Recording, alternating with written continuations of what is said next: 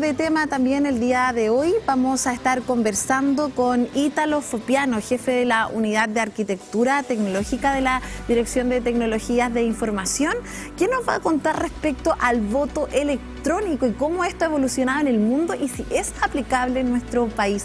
¿Cómo estás, Ítalo? Muy bien, gracias. Gracias por la invitación. Muchas gracias por estar con nosotros y en un periodo donde próximamente vamos a tener elecciones, ya las tuvimos, nuestro sistema funciona relativamente bien, ha sido destacado a nivel nacional e internacional, pero ¿cómo se podría quizás esto aplicar en nuestro país?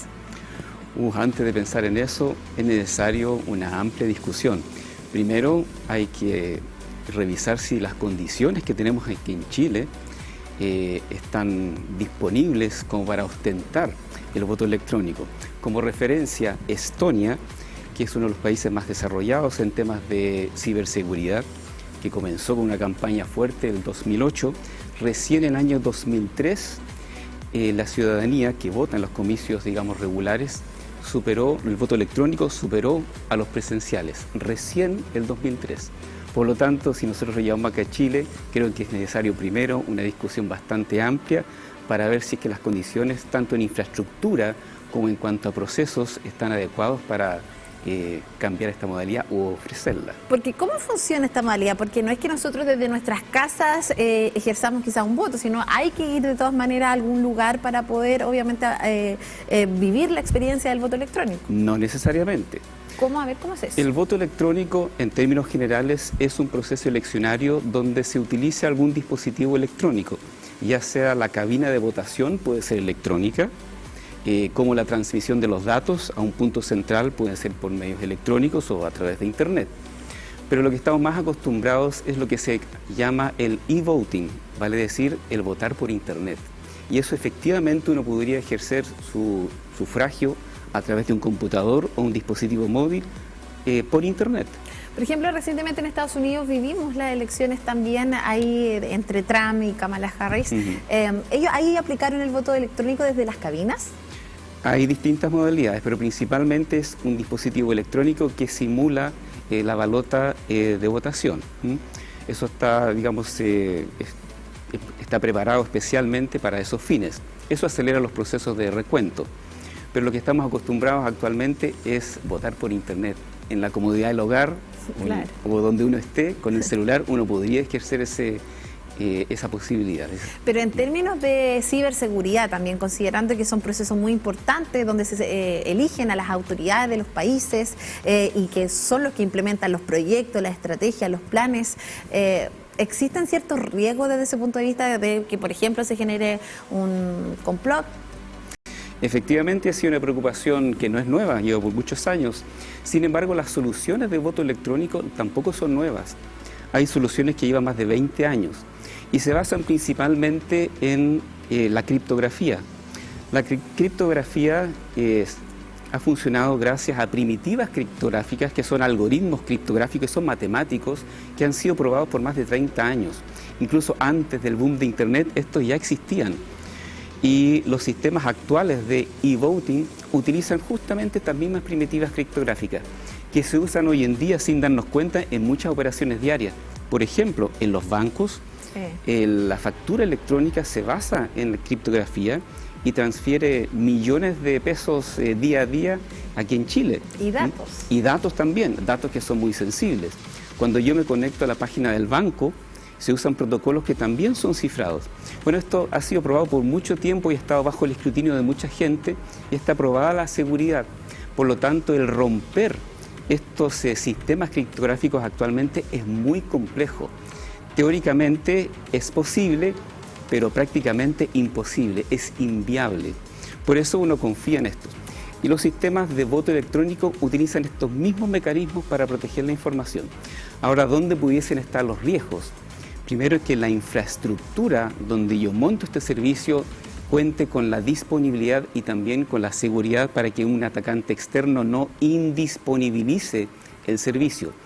Pero atentar contra la integridad o contra el secreto del voto con las implementaciones actuales es muy, muy complejo. Pero tú consideras como que existe, a un nivel de porcentaje, por ejemplo, ¿qué nivel de seguridad podría existir si se aplica el voto electrónico, por ejemplo, en nuestro país?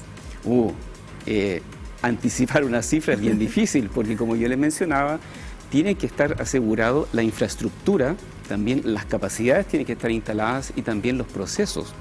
Por ejemplo, un sistema tradicional de voto electrónico que existen acá en Chile, hay empresas que ofrecen ese servicio, consiste en que se envía por correo electrónico una credencial, un link y una clave para poder conectarse a una página y ejercer su voto.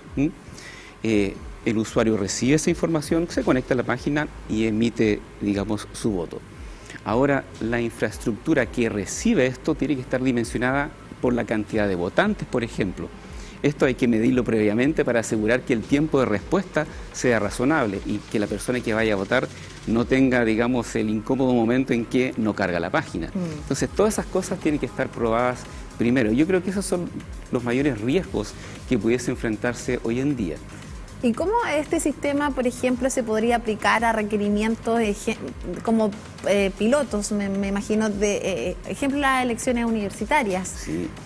Bueno, hay contextos en que se aplica muy bien. Una de las cosas que tiene el voto electrónico es que tiene que tener los mismos principios de diseño que una votación tradicional.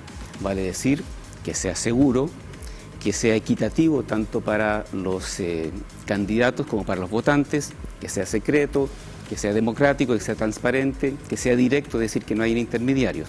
Esto la mayoría los cumple sin problemas.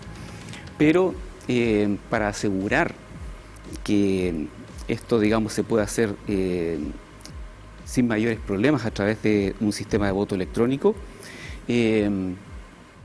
perdón, ¿me repite la pregunta?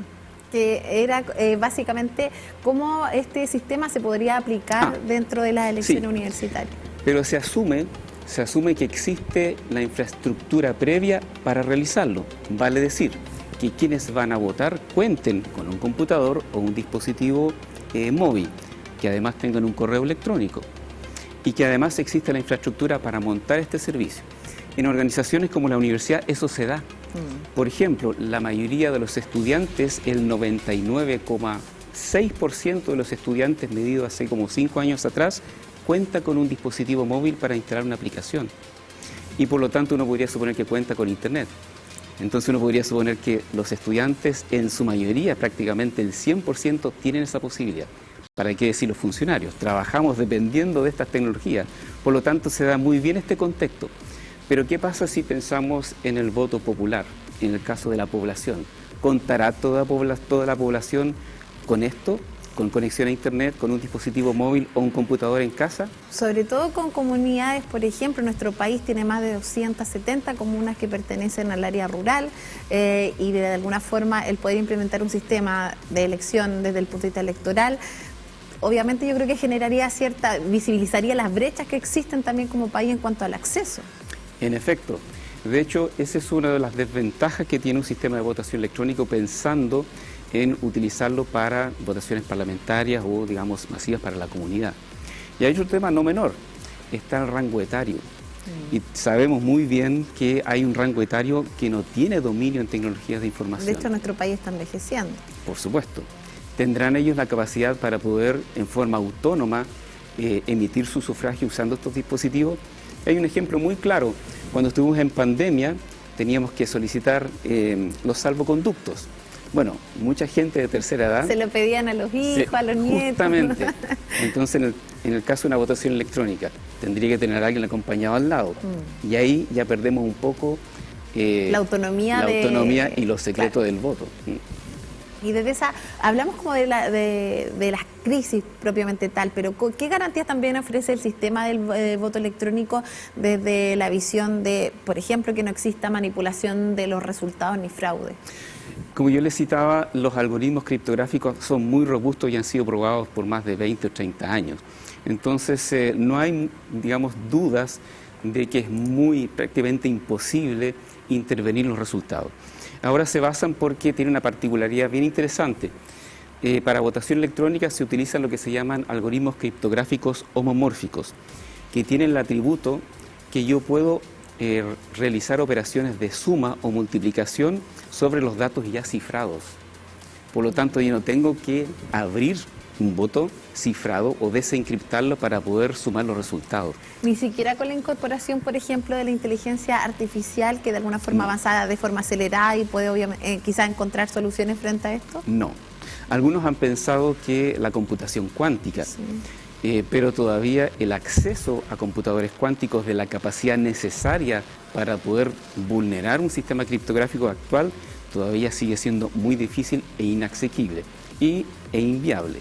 Y de acuerdo a las experiencias también internacionales, ¿en qué países ha funcionado este sistema y ha generado resultados positivos?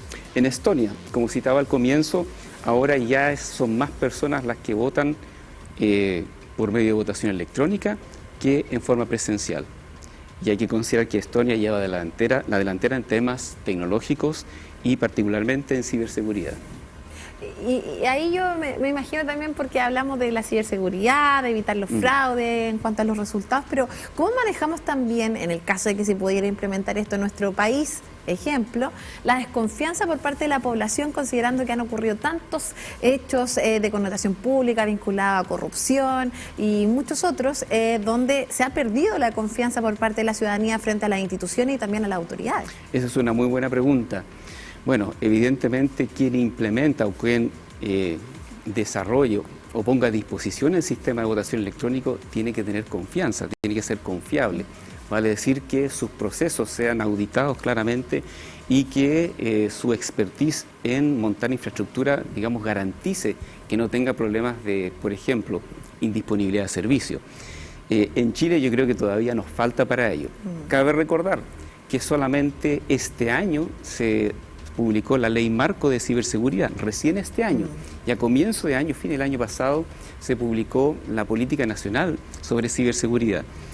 Si bien no obliga a las empresas a tener procesos que garanticen la seguridad de la información, sí es vinculante.